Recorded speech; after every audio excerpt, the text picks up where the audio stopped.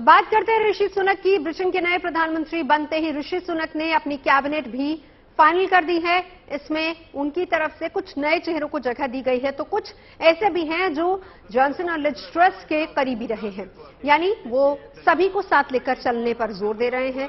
Britain के नए प्रधानमंत्री बनते ही ऋषि सुनक एक्टिव मोड में नजर आ रहे हैं। उन्होंने जो बदलाव किए हैं उससे कई बड़े संकेत मिल रहे हैं। सुनक ने अपनी निजी पसंद को पीछे छोड़ते हुए कई ऐसे चेहरों को जगह दी है जो उन्हें छोड़कर दूसरों के वफादार रहे हैं।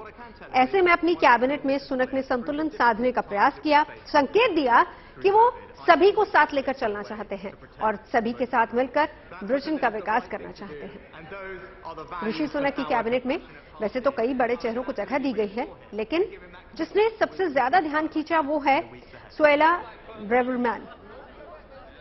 वैसे तो सुएला भारतीय मूल की है, लेकिन कुछ दिन पहले उन्होंने ही भारतीयों के लिए एक विवादित टिप्पणी कर दी थी।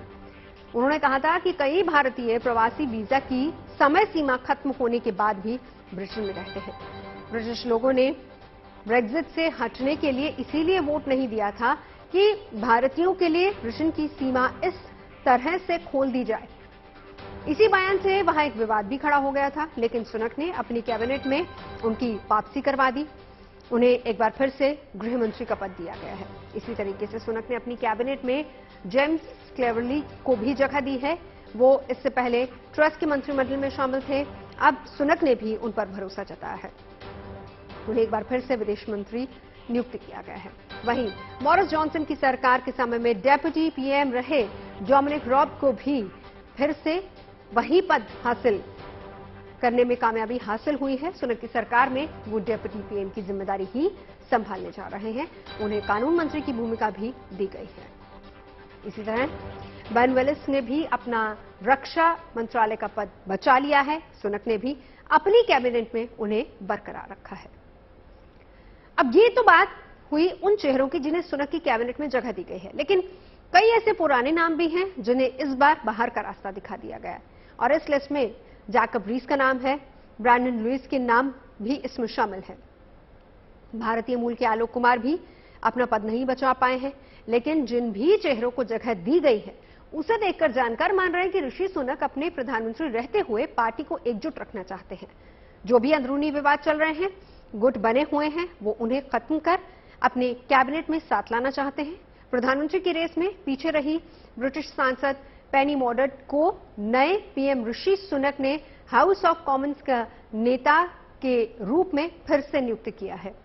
वैसे सुनक का ये प्रधानमंत्री बनने का सफर खासा चुनौतियों से भरा रहा है। असल में सबसे पहले बोरिस जॉनसन ने प्रधानमंत्री पद की कमान संभाली थी। 2019 में उन्हें ही जनादेश मिला था, लेकिन विवादों से जॉनसन का ऐसा नाता जुड़ा कि उन्हें कार्यकाल पूरा होने से पहले इस्तीफा देना पड़ा।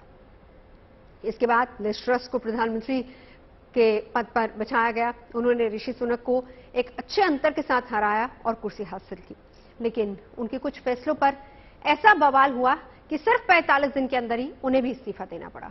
असल में टैक्स कटौती के लिज ने कुछ ऐसे वायदे कर दिए थे जो वर्तमान में आर्थिक चुनौतियों की वजह से पूरे नहीं हो सकते थे। ऐसे में उनको अपने ही लिए कुछ फैसले वापस लेने पड़े और इसी वजह से दोनों जनता और पार्टी के कई नेताओं ने खुद को ठगा हुआ सा महसूस किया था। उन्हें लगने लगा था कि लिज जिन वायदों के दम पर सत्ता दी गई वो उन्हें पूरा नहीं कर पाई। इसी वजह से उनके इस्तीफे की मांग उठने लगी, जो उन्होंने 19 अक्टूबर को दे भी दिया।